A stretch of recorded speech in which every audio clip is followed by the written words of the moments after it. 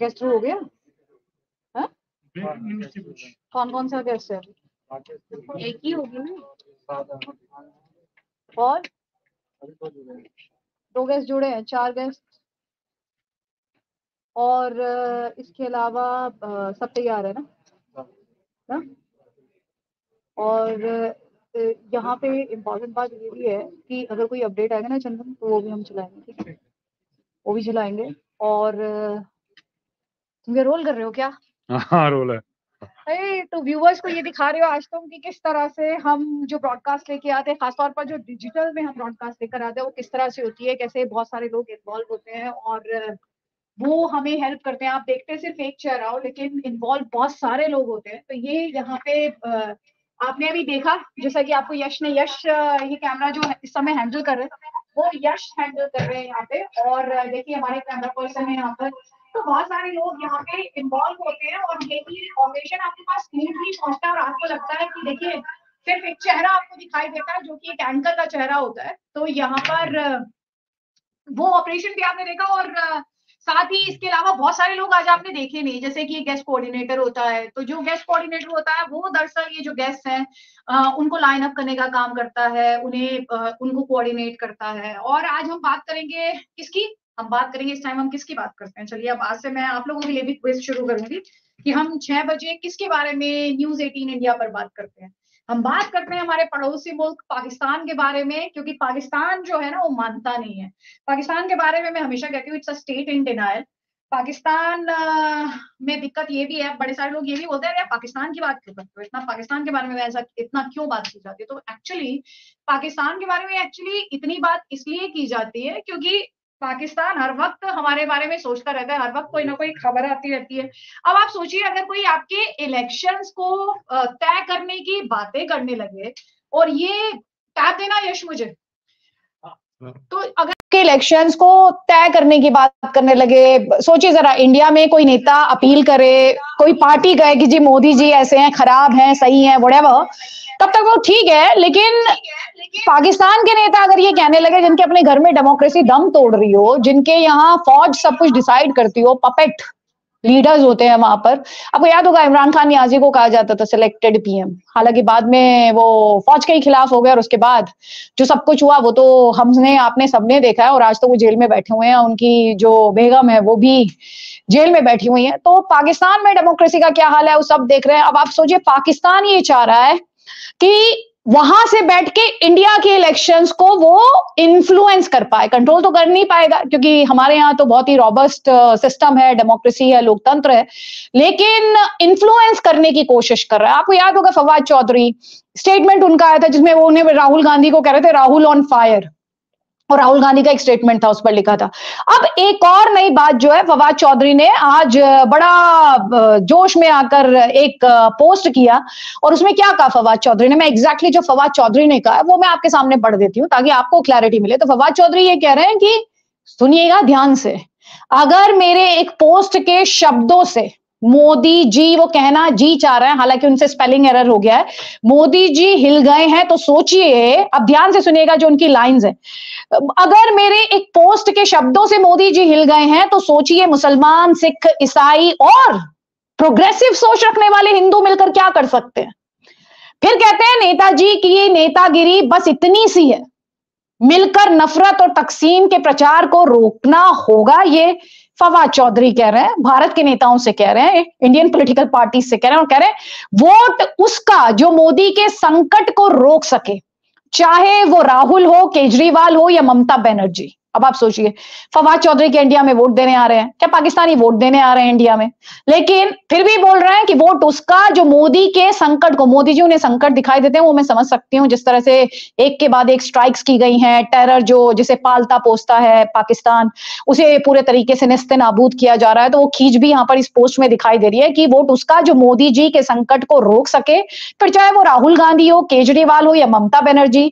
आगे कहते हैं क्षेत्र को शांति चाहिए, नफरत नहीं। नफरत के प्रचार को यानी मोदी जी को हराने वाले हर नेता के लिए हमारी ओर से सलाम है। तो अब आप समझ लीजिए कि कितनी ज्यादा टेंशन में इस समय हमारे पड़ोसी मुल्क और उसके नेता हैं। फवाद चौधरी सलाम कह रहे हैं, सलाम ठोक रहे हैं उन नेताओं को जो नरेंद्र मोदी को रोकने की कोशिश करें या नरेंद्र मोदी के जो उसे लगता है कि नरेंद्र मोदी थर्ड टाइम वापस ना आ जाए, एक बार फिर से कम बैक ना कर ले, तो वो यहां पर ये कहने की कोशिश कर रहे हैं। चलिए, कई खास मेहमान हमारे साथ है, जैसे कि मुझे बताया गया था इरशाद अहमद क्या हमारे साथ हैं, डॉक्टर इरशाद अहमद, इसके अलावा उज़मा कारदार, और हमारे साथ राकेश त्रिपाठी होंगे बीजेपी का पक्ष रखने के लिए, और सैयद जवाद होंगे, पॉलिटिकल एनालिस्ट हैं, और इन सब से हम बहुत ही डिटेल में बात करेंगे। लेकिन जो इंटरेस्टिंग बात मुझे आज लगी वो ये लगी कि ये अभी आपने सुना था यूएस में कहा जाता था कि रशिया जो है उनके इलेक्शंस में इंटरफेरेंस की बात की जाती थी जब डोनाल्ड ट्रंप को जीत मिली थी। लेकिन यहां पर क्या है कि अब ये इंडिया के इलेक्शंस में इंटरफेयर तो नहीं कर पा रहे, लेकिन इन्फ्लुएंस करने की जरूर कोशिश कर रहे हैं। अब भारत के नेता जब वोट मांगते तो समझ में आता है, लेकिन पाकिस्तान अगर वोट मांगने लगे भारत के नेताओं के लिए तो फिर बहुत सारे सवाल खड़े होते हैं। और मैं तो उसमें भी बड़ा सवाल ये सोच रही हूँ, फवाद चौधरी की सुनकर भला कौन वोट करने जा रहा है, कौन वोट देगा कि फवाद चौधरी, कौन वोट देता है? क्या इंडिया में कोई ऐसा वोटर होगा जो सोचे ओ फवाद चौधरी ने ये कहा या पाकिस्तान हमसे ये कह रहा है तो हम ये जाकर वोट करेंगे? तो ये अपने आप में बहुत ही इंटरेस्टिंग बात है। राकेश त्रिपाठी है, मुस्कुरा रहे राकेश त्रिपाठी, ये तो अपने आप में इंटरेस्टिंग होता जा रहा है कि जिस तरीके से कह रहा है फवाद चौधरी कि ये तो उन्हें सलाम ठोक रहे हैं, सलाम पेश कर रहे हैं जो मोदी जी के खिलाफ लड़ रहे हैं भाई, और वो कह रहे हैं मोदी जी तो एक पोस्ट से ही हिल गए, आप कहां अपनी पीठ थपथपाते फिर रहे, जवाब दीजिए उन्हें। वो कह रहे हैं मोदी जी तो हिल गए फवाद चौधरी के एक पोस्ट से। देखिए अदिति, बहुत शुभकामनाएं। आज बहुत दिनों के बाद आपसे एक नए प्लेटफॉर्म पर बातचीत हो रही है, मुलाकात हो रही है। धन्यवाद, आभार। महत्वपूर्ण मुद्दा आप लेकर के आएंगे। ये महत्वपूर्ण मुद्दा इसलिए भी है क्योंकि पाकिस्तान हमारे देश का पड़ोसी मुल्क है। हम चाहे ना चाहे वो हमारा पड़ोसी है, हम उससे अच्छे रिश्ते रखें खराब रिश्ते रखें, लेकिन वो हमारा पड़ोसी है, इस बात से हम कभी इनकार नहीं कर सकते। पाकिस्तान जरूर कुछ ना कुछ हरकत करेगा। भारत में जो कुछ भी घट रहा है, भारत की घट रही हर घटना पर अपनी प्रतिक्रिया देता है और उसको भारत में भी बहुत गंभीर निगाहों से देखा जाता है कि पाकिस्तान की क्या प्रतिक्रिया है। पाकिस्तान हमेशा उनके साथ खड़ा हो जाता है जो भारत की मजबूती का विरोध कर रहे होते हैं। हमने देखा है कई बार, और इसीलिए हम बार बार ये आरोप लगाते हैं कि कांग्रेस के सुर जो है वो पाकिस्तान से मिले हुए हैं या चाइना से मिले हुए हैं। यानी भारत के विरोधी स्वरों के साथ कांग्रेस के नेताओं के स्वर हमेशा मैच करते हैं। और आज तो राकेश जी सुनिए, राकेश जी सॉरी आपको इंटरप्ट किया मैंने, आप बहुत ओजस्वी अंदाज में अपनी बात रख रहे थे, लेकिन फवाद चौधरी कह रहे हैं कि प्रोग्रेसिव सोच वाले हिंदू, यानी आपकी सोच बिल्कुल भी प्रोग्रेसिव नहीं है, बहुत दकियानूसी सोच के हैं फवाद चौधरी के मुताबिक। आप जिस तरीके से नरेंद्र मोदी को डिफेंड करते हैं, सैयद जवाद की आंखें भी एकदम से फट रही हैं कि ये क्या किस तरह का आज हम डिस्कशन देख रहे हैं, इतनी इनफॉर्मेलिटी के साथ इतना खुलकर बात हो रही है यहाँ पर। तो भाई ये प्रोग्रेसिव सोच वाले हिंदू किन्हें बता रहे हैं भाई? देखिए प्रोग्रेसिव सोच वाले हिंदू कैसे हैं, वो मणिशंकर अय्यर जैसे लोगों के रूप में हमने देखा है जो पाकिस्तान से जाकर के मदद मांग रहे थे कि कैसे मोदी को अपदस्थ करने के लिए हमको मिलकर के मदद करिए। हमने देखा है इस तरह के प्रोग्रेसिव सोच वाले हिंदुओं को खूब देखा है।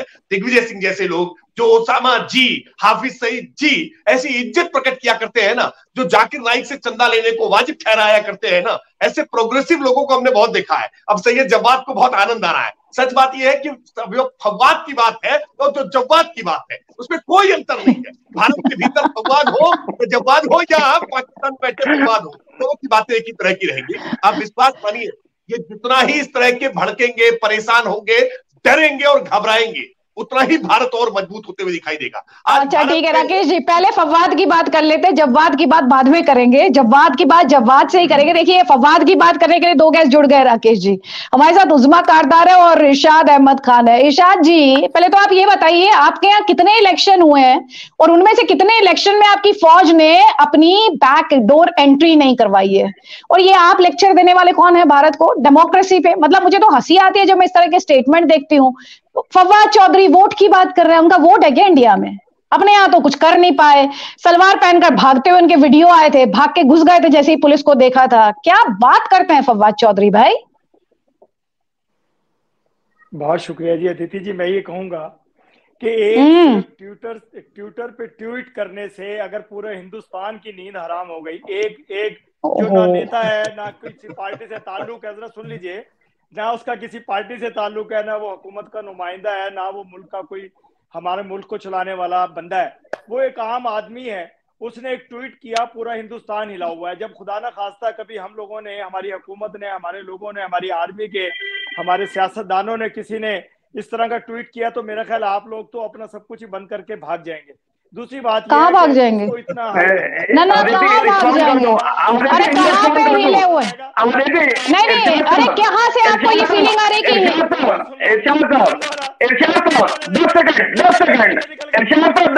इजाजत के साथ नहीं, वो 71 में आपका भूगोल हम बदल चुके हैं। हम भारतीय आपका 71 में भूगोल बदल चुका है। 71 में भूगोल बदल चुका है। एक सेकंड, वन बाय वन, एक सेकंड। देखिए जब इरशाद साहब, वैसे मैं आपको ही बता दूं, आप जब बोल रहे हो क्या हो जाता है? एक सेकंड जवाब जी, एक सेकंड। आम आदमी की एक ट्वीट पे आप लोगों की ये हालत है। अगर आम आदमी ने किसी ने कोई, अरे सुनिए, वही तो उसी बात पे तो मैं हंस रही हूँ। आम आदमी है, हाँ अब वो आम आदमी है। अब वो बिल्कुल अच्छा है जैसे कि नॉर्मल लोग। उसका हुकूमत से ताल्लुक नहीं है, किसी पार्टी से था, जिस पार्टी में था उससे भी निकाल दिया गया, जिस हुकूमत में था उससे खत्म हो गया। अब नहीं सुनिए, आपको ये गलतफहमी कहाँ से होती है? आपको ये गलतफहमी कहाँ से होती है कि भारत हिल जाता है आपके एक ट्वीट से? आपको या पोस्ट से, अब तो ट्वीट कहना भी नहीं चाहिए, आपके एक पोस्ट से एक देश हिल जाता है। पिछले तीन दिन से क्या हो रहा है आपके यहाँ? देखिए पूरे चैनल, पूरे लोग, आप लोग उसी पे डिबेट कर रहे हैं। मैं तो ये कहता हूँ कि अपने इलेक्शन के बारे में, अरे हम इसलिए कर रहे हैं क्योंकि हमें हंसी आ रही है। हम इसलिए कर रहे हैं कि हंसी आती है हमें ऐसी बातों पे, हमें हंसी आती है। कश्मीरियों के लिए बिजली आती है आपके यहाँ? पानी है आपके पास? आटा है आपके पास? एसी भी है। मैं कह रहा हूँ ओहो, वो आटे के लिए दंगा तो नहीं हो रहा है? आटे के लिए दंगा तो नहीं कर रहा है? वो बेवकूफों के हाथ में हुकूमत आई थी, उन्होंने ये मुल्क का हाल। अच्छा। वो एजेंट आप लोगों के थे, उनको चने चबाए और उनकी तबीयत साफ की। हमारी हुकूमत अब जो बनी हुई है, ये बड़ी मजबूत हुकूमत है। और इस वक्त वो लोग हैं जो मुल्क की खिदमत करना जानते हैं, जो जिससे लोग खुश हैं, आवाम खुश है। अरे सर, आप अपने चुनाव का प्रचार वहां पे कीजिए ना, पाकिस्तान में, इंडिया में मत कीजिए। आपको ये गलतफहमी कहाँ से है कि इंडिया में आपकी बात सुनी जाती है? हम तो आपके प्रचार की बात कर रहे हैं कि देखिए आप लोग इस वक्त किस हालत में हैं। आप हालत जंग में हैं, आप हालत में इलेक्शन में नहीं है। आपके मुल्क के हालात ठीक नहीं है इस वक्त। आप जरा देखिए, अपने मुल्क की तरफ देखिए, अपने इदारों की तरफ देखिए, अपने वजीर आजम की तरफ देखिए। क्या हालात खराब हो गए? जो कि कभी राजपूतों को गाली देता है, कभी मुसलमानों को घुसपैठिया कहता है, कभी सिखों को मारता है, कभी दहशतगर्दी फैलाता है। आप ये कहाँ से पढ़ते हैं? ये व्हाट्सएप यूनिवर्सिटी का ज्ञान मुझे मत दीजिएगा। नहीं, यूनिवर्सिटी का ज्ञान, व्हाट्सएप यूनिवर्सिटी मुझे मत पढ़ाइए। अरे आपके यहाँ तो आप 71 वॉर नहीं हारे थे। आपके यहाँ तो 71 वॉर भी आप नहीं हारे हैं, आप मुझे पढ़ा रहे हैं। एक लफ्ज बोलिए। हाँ बोलिए, एक लफ्ज बोलिए। चुटकुला ही सुनाते हैं ना आप। कनाडा के वजीर आजम ने सिखों का साथ देने के लिए कमर बांध ली है। अब वो लोग आप कमर बांध लिए, कमर बांध लिए। सर बोलते क्या है आप? अरे ठीक है, पहले आप चाइना के कंधे पे बंदूक रख के लड़ते थे, अब आप जस्टिन ट्रूडो के कंधे पे बंदूक रख के लड़ लीजिए। लड़ाई आपके बस की है नहीं, यही तो प्रॉक्सी से लड़ते हैं आप, छिप छिप के आप लड़ते हैं। उज़्मा कारदार, ये फवाद चौधरी को पाकिस्तान में कितने वोट मिलते हैं? एक सेकंड रुक जाइए। अब उज़्मा कारदार, ये पाकिस्तान में कितने वोट मिलते हैं फवाद चौधरी को, इंडिया की डेमोक्रेसी पे लेक्चर देने निकल पड़े हो? देखिए बात सारी ये है कि आपको अगर हंसी आ रही है तो आप मेरे ख्याल में चाहते हैं कि हम भी आपके साथ हंसें, तो चले हम भी आपके साथ। हाँ बिल्कुल हंसना चाहिए, हंसिए। आपको तो वैसे भी हंसना चाहिए, बहुत ही बुरे हालात हैं। ही इज अ नोबॉडी, जिस तरह मेरे पाकिस्तान से दोस्त फरमा रहे हैं, उनके कोई वक़्त वैल्यू नहीं है। वो ना हुकूमत में है, ना वो सेंटर में है, ना पंजाब में है। वो तो जेल में बैठे सड़ रहे हैं इस वक्त। तो बात सारी ये है कि आप, मुझे समझ नहीं आती कि आप लोगों को हो क्या गया है। आपके क्या हो गया? बैलेंस है, एक बैलेंस होता है ना किसी भी चीज को इम्पोर्टेंस देने का, वो बिल्कुल जो है वो जीरो हो चुका है। एक ऐसे शख्स को आप इम्पोर्टेंस दे रहे हैं जिसकी यहाँ कोई इम्पोर्टेंस नहीं है, जिसकी यहाँ कोई बात नहीं सुनता। तो आपके यहाँ तो शरीफ की भी इम्पोर्टेंस नहीं रही है। अरे उज़्मा जी, आपके यहाँ तो शरीफ की भी इम्पोर्टेंस नहीं है। आपके यहाँ तो बिलावल भुट्टो जरदारी को भी सीरियसली नहीं लेते, आपके यहाँ तो इमरान खान नियाजी को सीरियस नहीं लेते, तो आपके यहाँ वैल्यू किसकी है? क्या मैं कहूँ, सुनिए, आपके आर्मी चीफ के अलावा अब तो आपके आर्मी चीफ को भी गाली पड़ रही है, तो आप मुझे बता दीजिए किसको सीरियसली लेना है? पहले बता दीजिए आपके कौन एक से ऐसा व्यक्ति है जिसको सीरियसली लिया जा सकता है? चलिए आप ही बता देखिए, हिंदुस्तान की हद तक आप जो कुछ मर्जी अरे परेशान मत हुई है इरशाद अहमद, परेशान मत हुई है प्लीज, अभी तो शुरुआत हुई है सुनने की आपके। पावर है, बात करें ना। अभी तो हमने सुनाया ही नहीं आपको। आपका जो मंत्रा है ना, आपके पास आटा है, आपके पास बिजली है, आपके पास खाना है। अरे आपके पास हम बैठ के इस वक्त हाई टेक तरीके से प्रोग्राम कर रहे हैं कि नहीं कर रहे हैं? तो ये आप सोचें कि अगर हम इतना आईटी में एडवांस हो चुके हैं कि स्ट्रीम बहुत एडवांस है आप साथ इस वक्त प्रोग्राम कर रहे हैं, बहुत एडवांस आप हो गए हैं। हो रहा है तो हाँ बिल्कुल बहुत एडवांस आप हो गए हैं। सर्टेन पॉकेट्स में बिजली पानी रख के आप बहुत एडवांस हो गए हैं। अच्छा, दुनिया की कितने नंबर की इकोनॉमी है पाकिस्तान? दुनिया के कितने नंबर की इकोनॉमी है पाकिस्तान मैम? आप ये बताइए जरा सा मुझे। हमारी इकोनॉमी बिल्कुल सही जा रही है और सही डायरेक्शन में जा रही है। अभी आप इकोनॉमी को छोड़िए, अभी देखिए कि कितने परेशान है। हमारे इन्फ्लेशन भी कम आ रही है, हमारा ग्रोथ रेट भी बढ़ रहा है और हमारी जो पॉलिटिकल स्टेबिलिटी भी आ रही है। तो ये जो अभी आपने अपने हाईवेज गिरवी रखे हुए थे, ये जो आपने, अरे सुन तो लीजिए, आपने जो हाईवेज गिरवी रखे थे कब तक छुड़वा लेंगे आप लोग? आप लोग अरे नहीं, हमारे आ नहीं रहा, चल रहा है कैंपेन में। आप पाकिस्तान, आपको हर वक्त पाकिस्तान को जो है ना उसको आप अपने इलेक्शन कैंपेन का हिस्सा बनाते हैं वोट मांगने के लिए। अरे मैडम वो तो आपके यहाँ है, आपके यहाँ ही बता रहे थे इमरान खान नियाजी, नरेंद्र मोदी ने ये कर दिया, नरेंद्र मोदी ने वो कर दिया, भारत इतना इंडिपेंडेंट बन गया, भारत ने ये अकम्प्लिश कर लिया है। अभी थोड़े दिन पहले आप ही क्या फजलुर रहमान कह रहे थे कि भारत आत्मनिर्भर बन गया, सुपर पावर बनने जा रहा है, हम भिखारिस्तान है। तो ये तो मैडम आपके यहाँ पे बात हो रही थी भारत की। मैं तो आपसे सिर्फ एक काउंटर क्वेश्चन कर रही हूँ। बोले तो मौलाना को बोले कि फिर जाए वो इंडिया में सेटल हो जाए, अगर उनको इतना वाह इंडिया समझ क्या बात है, क्या कर रहे हैं बैठे हुए हैं भाई। आप फिर जाएं, आप वहाँ पे अपनी बैठ के तो कारोबार करें, वहाँ पे अपनी पार्टी बनाएं, फिर ना पाकिस्तान में। अच्छा, आप बुरा लग गया तो मौलाना को भारत आ जाना चाहिए। ठीक है, बढ़िया, सही है जवाब। हर लिहाज से हमारा हाँ ठीक है मैम, आप बहुत खुश हैं और आप भगवान करे आप ऐसे ही रहें हमेशा। आप जिस हालत में हैं उसी हालत में आप रहें। मैं बस यही कहूंगी, ऐसी ये जो खुशी आपको है ना, आप इसी खुशी में रहें और भारत को बख्श दें। आपकी जो टेररिस्ट एक्टिविटीज है उनसे भारत को बख्श दें। आप जवाब लीजिए, सही है, जवाब से जवाब ले लीजिए, पहले जवाब लीजिए। नहीं, मैं तो इरशाद साहब को और उज़मा जी को सुन रहा था और थोड़ा सा हंसी भी इस बात पे आ रही थी कि वो बात कर रहे थे फवाद चौधरी साहब की। वो सही कहा उन्होंने कि उनकी जो है पाकिस्तान में कोई नहीं सुनता, उनकी पार्टी के अंदर उनकी कोई नहीं सुन रहा है।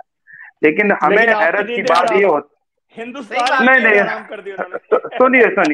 सुनिए, हिंदुस्तान की नींदें हराम करने का ख्वाब आप सुन लीजिए इरशाद साहब, हिंदुस्तान की नींदें हराम करने का ख्वाब आप देखना छोड़ दीजिए। यहाँ के हम जो भारतीय लोग हैं, हम जो इंडियन लोग हैं, 71 आप भूलिएगा मत और करगिल भी मत भूलिएगा आप, और उसके बाद जो है आप 71 भी मत भूलिएगा, 72 62 भी मत भूलिएगा। आपके ऊपर लगातार जितना जो है हम लोगों ने दे रखा उसी में खुश रहिए। और जिस आप जो है चीजों के ऊपर जिंदा है वो तो बस अल्लाह ही जानता है क्या पॉलिटिकल हालात हैं आप लोगों के, वो आप जाने। लेकिन मुझे हैरत की बात ये हुई, मुझे वो सब जानते हैं, वो सब जानते हैं। नहीं, हमारे यहाँ है, हमारे यहाँ इलेक्शन हो रहा है, हमारे यहाँ इलेक्शन हो रहा है। उज़मा सुनिए तो अब देखिए, आप ज्यादा बोलेंगे फिर नवाज शरीफ साहब कुछ भेज देंगे, फिर वो भेज देंगे और वो फिर लिए जाते हैं बहुत तगड़े तरीके से। अब ऐसा मत बोला करिए वहां पर। हाँ, वैसा अभी इमरान खान साहब के साथ हुआ, वो मत बोला करिए आप, वो मत करिए। हमारे यहाँ वो नहीं है, हमारे यहाँ वो नहीं है। नहीं, हमारे यहाँ पे आप हिंदुस्तान का मुकाबला करिए मत, आप हिंदुस्तान का मुकाबला मत करिए, आप अपनी इकोनॉमी के बारे में सोचिए। आपके यहाँ जो बड़े स्तर पर भूखमरी है वो आप चलिए, आप कोई बात नहीं। हम अपनी कौमी सलामती, हाँ, IMF से मिलेगी। अभी कटोरा लेकर के भीख लेने जाइएगा IMF के सामने। आप जाइए किंग सलमान के सामने जाइए भीख लेने, आप कटोरा लेकर के भीख मांग रहे हैं जगह जगह। ये इकोनॉमी की हालत है। IMF के सामने कटोरा लेकर के खड़े हुए। उज़मा जी कुछ तो शर्म कर लीजिए। और बात आप जो है यहाँ के लोग मुसलमानों के करते हैं, कुछ तो शर्म करिए। अरे सुन तो लीजिए, सुन तो, अरे मैं आपको देखिए हमारी भारतीय तहजीब देखिए कितनी अच्छी, आप बोल रहे थे मैंने बोला, ये देखिए हमारी तहजीब देखिए, हमारी तहजीब देखिए। मैडम एक सेकंड सुन लीजिए भाई, उज़मा जी सुन लीजिए मैडम, आप ज्ञान मत दीजिए please. Pakistan would be the last country to give ज्ञान टू एनीवन, प्लीज सुन लीजिए पहले सुनिए। सैयद जवाब 20 सेकंड, उसके बाद राकेश त्रिपाठी प्लीज। उज़मा जी आप बोल रही थी, मैं नहीं बोल रहा था। ये देखिए हमारे यहाँ की तहजीब है, हमको सिखाई गई है कि जब कोई बात करता होता बीच में नहीं बोलते, ये तहजीब के दायरे के अंदर रह करके बात करना चाहिए। दूसरी बात मैं आपका दूं, सबसे पहले आपने डिस्टर्ब किया था और फिर उसके बाद नहीं मैंने नहीं डिस्टर्ब करा। अरे एक सेकंड, तू मैं वक्त नहीं, तू मैं वक्त जाया नहीं करना है। एक second Uzma ji please, ma'am आप बोल चुकी है, आप दूसरे गेस्ट को तो मत डिस्टर्ब कीजिए। अरे मैडम सुनिए ना प्लीज, मैडम बात सुनिए। उज़मा जी आप इतनी देर से नॉन स्टॉप आप बोले जा रही, फिर भी बोल रही हैं आप नहीं बोल पाई। प्लीज मैडम, प्लीज मैडम सुन लीजिए। अरे मैडम आपको तो सच का आईना तो दिखाना पड़ेगा ना आपको, आप झूठ बहुत बोलते हैं, आप लोग प्रोपेगेंडा चलाते हैं, एक मंच क्या मिल जाता है, आप लोग पूरी झूठ एकदम झूठ आके वोमिट करना शुरू कर देते हैं। ऐसा मत कीजिए मैम, ऐसा मत किया कीजिए। हाँ तो ठीक है सुन लीजिए, अब सुनिए प्लीज सुनिए। अब राकेश त्रिपाठी एक सेकंड, सैयद जवाब 10 सेकंड बात पूरी कीजिए, जल्दी से बात पूरी कीजिए। हमारी नाइत्तेफाकी पॉलिटिकल पार्टी जिसके राकेश त्रिपाठी जी बैठे हैं, उनसे मेरी नाइत्तेफाकी है पॉलिटिकल इश्यूज पे और जम करके होती है। लेकिन आपको बता दूं हमारे यहाँ पॉलिटिकल नाइत्तेफाकी होने के बावजूद भी हम एक रहते हैं। खूब हम लोग एक दूसरे पे टीका टिप्पणी करते हैं, लेकिन अपने अंदर हम भारतीयों के अंदर एक चीज है, जब हमारी भारतीयता के ऊपर जब कभी बात आती है तो हम एक यूनिट होते हैं, आपकी तरीके से नहीं। दूसरी चीज, राकेश त्रिपाठी के ऊपर मैं टिप्पणी कर दूं, राकेश भाई के ऊपर भी करना, क्योंकि उन्होंने कांग्रेस के ऊपर और तमाम जगह पे करी। आज कांग्रेस पार्टी की भाषा, माननीय प्रधानमंत्री जी की भाषा और उज़मा जी की भाषा में मुझे कोई अंतर नहीं लग रहा, दोनों की भाषा मुझे एक ही लग रही। मुझे हैरत की बात होती है, और अभी जो दूसरे प्रवक्ता तो एक ही जो पाकिस्तान का जिक्र कर रहे हैं, अरे हम भिखमंगों की बात क्यों करें भाई? वो जबरदस्ती कर रहे हैं आकर के, वो चाहते हैं कि पॉलिटिक्स के अंदर राकेश त्रिपाठी से जवाब लीजिए। ये ऐसे कौन से लोग हैं जो पाकिस्तान के नाम पे वोट कर देंगे? राकेश जी यही कह रहे हैं। नहीं, पाकिस्तान तो अंतर्राष्ट्रीय मंचों पर इस समय लगातार रोना रो रहा है कि आमिर सरफराज, परमजीत सिंह पंजवाड़, बशीर अहमद पीर, एजाज अहमद आहंगर, सैयद खालिद रजा, मोहम्मद रियाज, अदनान उर्फ हंजला अदनान, मोहम्मद रहीमुल्लाह, अकरम खान, ऐसे कई सारे नामों की फहरिस्त है। ये सारे वो नाम हैं जिनको आजकल कोई अज्ञात हमलावरों ने उनको मार गिराया है, और पाकिस्तान अंतर्राष्ट्रीय मंचों पर जा जाकर के रो रहा है कि ये मोदी सरकार करा रही है। इसीलिए इनको लगता है कि मोदी जी कहीं आ गए लौट करके तो ऐसे कोई और अज्ञात हमलावर, ये भारत के तमाम जो दुश्मन आतंकवादी है ना, इन आतंकवादियों का और सफाया हो जाएगा। तो धीरे धीरे करके पाकिस्तान की पूरी आज जो इकोनॉमी है ना, जिन आतंकवादियों के दम पर चलती है, वो पूरी ढह जाएगी और कटोरा इनका बड़ा हो जाएगा मांगने वाला। इसलिए वो घबराए हुए हैं, इसलिए हर संभव कोशिश कर रहे हैं कि कैसे अल्लाह से दुआ करें कि कैसे मोदी सरकार वापस लौट कर ना हो पाए। जवाब ले लीजिए, उज़मा जी से जवाब ले लीजिए, उज़मा जी से जवाब ले लीजिए, उज़मा जी से जवाब ले लीजिए। एक सेकंड, लाइट चली गई थी, एक सेकंड, सही जवाब अभी आए फिर से। अच्छा ठीक है। डॉक्टर इरशाद अहमद, बत्ती आ गई आपके यहाँ पर? लाइट आ गई, लाइट चली गई तो आ गई। देखिए मैं ये चाहता हूँ कि इज्जत के लाइट आ गई है, इनके दिमाग की भी लाइट चली गई थी, आ गई है। अरे लाइट आ गई है दिमाग के। अरे नहीं सर, लाइट चली गई थी क्या, या इंटरनेट का कनेक्शन टूट गया था? आप मेरी बात सुन लीजिए, हम भी। अरे नहीं, ये तो बताइए, अभी उज़मा जी कह रही थी हमारे यहाँ इंटरनेट ये, हमारे यहाँ बत्ती ये, हमारे यहाँ पानी ये, लाइट आ गई आपके यहाँ? देखिए लाइट नहीं आई, मुझे आ गई, मैंने कॉल अटेंड की, मैंने कहा कॉल ज्यादा जरूरी है जो सुनना, मुझे बिजनेस है मेरा, मैं बिजनेस। अच्छा। दूसरी बात ये जो कुछ आप लोग फरमा रहे हैं, देखिए कुछ ऐसा बोला करें कि कुछ सच लगे। इतना झूठ बोलते हैं आप लोग के वो सच लगने लगे, लेकिन होता नहीं है ऐसा। दुनिया बहुत एडवांस हो चुकी है, अब आप लोगों की जो झूठ का पलंदा, जो कुछ आप बोलते हैं, करते हैं, दुनिया आप एडवांस होना कहाँ चाहते हैं? इरशाद भाई आप एडवांस होना कहाँ चाहते हैं? आप लोगों के आप एडवांस कब होना चाहते हैं?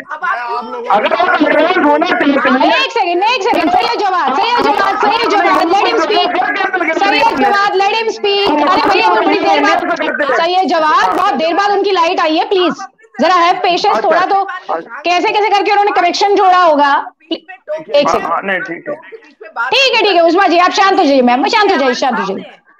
हाँ ठीक है, कोई बात नहीं, ठीक, शांत कर दिया मैंने उन्हें। चलिए बोलिए। आप लोगों की आदत है कि दूसरे की आवाज़ खल्क आप छुपा नहीं सकते, दबा नहीं सकते, लेकिन कि इतना शोर डालो कि दूसरे को सुनाई ना दे और दूसरे को सुन ना सके। तो ये सुनिए डॉक्टर इरशाद अहमद, सुनिए डॉक्टर इरशाद अहमद, देखिए आपकी आवाज का तो ऐसे है, मैं भी आपका कनेक्शन डिस्कनेक्ट करा दूंगी, आवाज के साथ आप भी चले जाएंगे। लेकिन अगर आपको बुलाना ना हो, अगर आपको बुलाना का मकसद, सुन लीजिए मेरी बात, लेकिन अगर यही करना है तो आपको बुलाते नहीं, सिंपल बात है ना, आपको बुलाया है ताकि आप बोल सके। लेकिन इसका मतलब ये थोड़ी है कि आप प्रोपेगेंडा ही हो यहाँ पर उसकी वोमिट कर दें सर, ऐसा मत कीजिए ना। आपकी वोमिट कब तक हम देखते रहे और आपको सुनते रहे, झूठ बोलते रहे, आप लोग पाकिस्तान के खिलाफ बात करते रहे, पाकिस्तान के इदारों के खिलाफ बात। अरे भाई हम थोड़ी कर रहे हैं, आपके नेता कर रहे हैं। अरे आपके नेताओं ने किया है जो भी किया है, मेरे नेताओं, अरे आपके नेताओं ने किया है जो भी किया है, फौज ने वहां पर आपके सिस्टम को हाईजैक किया हुआ है, ये आपके यहाँ किया गया है, भारत थोड़ी करेगा उसमें कुछ। मेरी आर्मी, मेरी फौज हमारे लोगों से मोहब्बत करते हैं। एक तो आप, अरे यही लेकर आए हैं, ये लेकर आए हैं, हाय हाय। मेरी अजीम फौज ने सोने, चलिए 3 बार हारने वाली फौज आप ही को मुबारक हो, 3 बार हारने वाली फौज आप ही को मुबारक हो। राकेश जी ये कहते हैं सोते जागते, ओए होए, ओहो सरेंडर।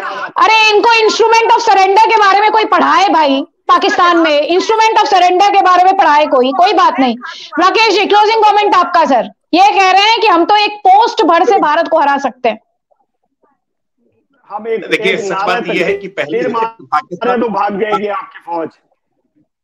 अब कम से कम सुना करिए साहब, हमारी फौज लाहौर तक पहुंच गई थी, आप भूल गए होंगे, मैं याद दिला देती हूँ।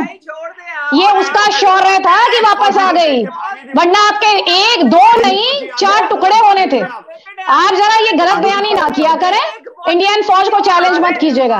राकेश त्रिपाठी, अरे ठीक है, अगर बोले गलत बयानी करेंगे तो सुनने का मादा रखिए। चलिए राकेश त्रिपाठी। पाकिस्तान से तुलना का कोई मसला ही नहीं है। पाकिस्तान आज जिस गुर्बत की तरफ जा रहा है, जिस पतन की तरफ जा रहा है, धीरे धीरे करके पाकिस्तान नाम का मुल्क समाप्त हो जाएगा। और पाकिस्तान जिस तरह से अराजकता की भेंट चढ़ चुका है, पाकिस्तान में डेमोक्रेसी नाम की कोई चीज नहीं बची है, बार बार होती है, बार वहां सीना आतंकवादियों की याद में है, पाकिस्तान उनकी याद भारतीय जनता पार्टी आज भारत को लगातार मजबूत बनाने में लगी हुई है। और भारत आज 11वें स्थान से लेकर के आज 5वें स्थान तक की कहानी आज आर्थिक तौर पर भारत ने आर्थिक महाशक्ति बनकर दिखाया है। हम तीसरी महाशक्ति बनने की ओर अग्रसर है और बहुत जल्द ही पाकिस्तान ऐसे ही आटे के लिए मोहताज रहेगा और हम पूरी दुनिया में नंबर 1 बनकर के दिखा देंगे। इसलिए भारत से पाकिस्तान के कोई तुलना का मसला नहीं है। हाँ पाकिस्तान जितनी कोशिश करता रहे, दुआ करता रहे अल्लाह से बापू।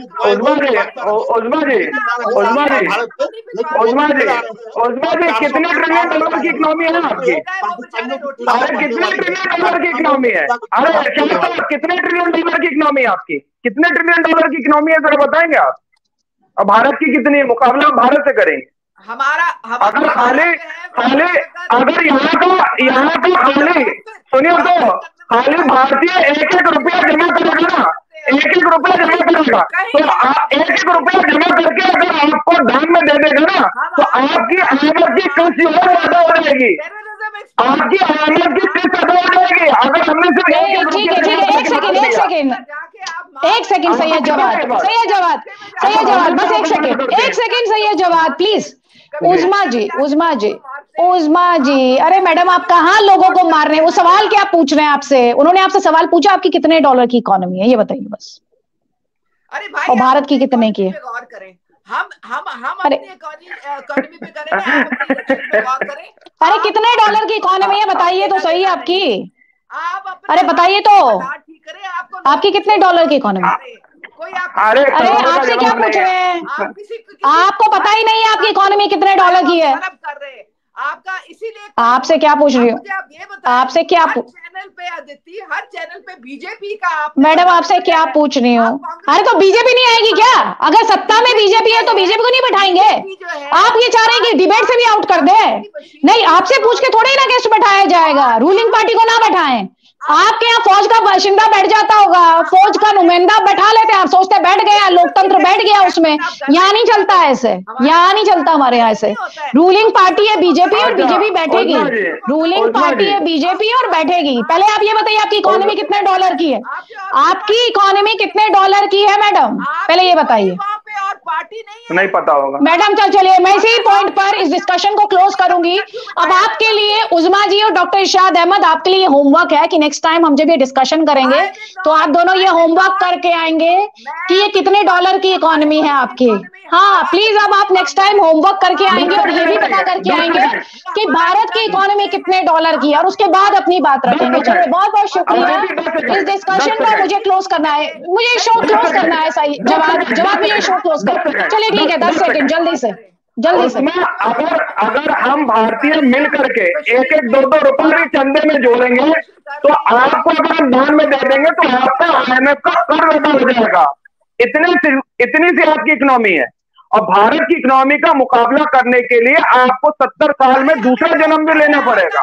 चलिए ठीक है, मुकाबला है ही नहीं, मुकाबला है ही नहीं। चलिए मैं इसी बिंदु पर क्लोज करूंगी इस डिस्कशन को। बहुत बहुत शुक्रिया। ठीक है, हाँ वो मुकाम है आपका मुकाम है, कोई डाउट नहीं है, आतंकिस्तान के तौर पर आपका मुकाम है। चलिए इसी बिंदु पर मैं शो क्लोज कर रही हूँ, इसी बिंदु पर ये शो क्लोज करूंगी। कोई मुकाबला नहीं भारत और पाकिस्तान का, और आपका मुकाम है आतंकिस्तान का। चलिए बहुत बहुत शुक्रिया उज़मा जी, बहुत बहुत शुक्रिया आपका, सैयद जवाद आपका, और राकेश त्रिपाठी जी बहुत बहुत शुक्रिया इस ब्रॉडकास्ट को ज्वाइन करने के लिए, और आपका भी बहुत बहुत शुक्रिया इस ब्रॉडकास्ट के दौरान जुड़ने के लिए। नमस्कार, जय हिंद।